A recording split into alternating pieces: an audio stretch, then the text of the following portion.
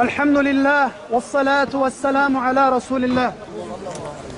يا إخواني، أنا جئت من تركيا، أتكلم قليل جدا، لكن نحن سمعنا يوجد ظلم في سوريا، ونحن قلنا نحن سوف نذهب إلى سوريا.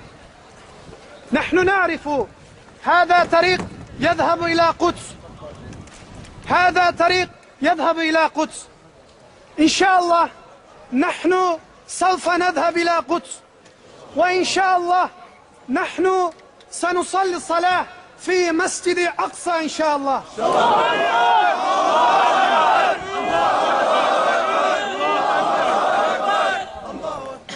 هم خبيث بشار، خبيث بوتين، أخذوا نساؤنا، أخذوا أطفالنا. هم يكفرون سيدنا عمر الخطاب، هم يكفرون سيدنا أبو بكر الصديق، هم يكفرون سيدنا عثمان بن عفان، هم يكفرون سيدتنا حضرة عائشة رضي الله عنها. والله سبحانه وتعالى يقولون لأصحاب لعمر الخطاب، لأبو بكر الصديق رضي الله عنهم ورضوا عنه، وهم يكفرون سيدتنا حضرة عائشة رضي الله عنها.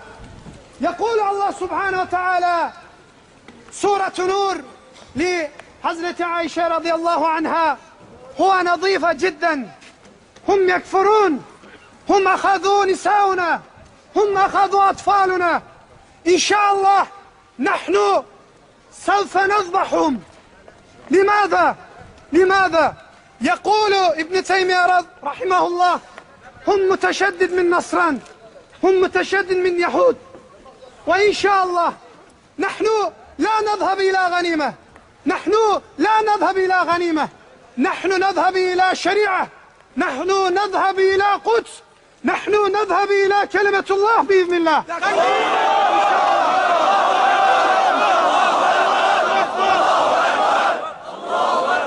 الآن ينظرون مسلمين ويقولون مجاهدين ماذا يريدون؟ ماذا يريدون؟ نحن نقول والله هم يريدون الشريعة، والله هم يريدون الشريعة، لكن يقول الشيعة هم يعملون مع أمريكا.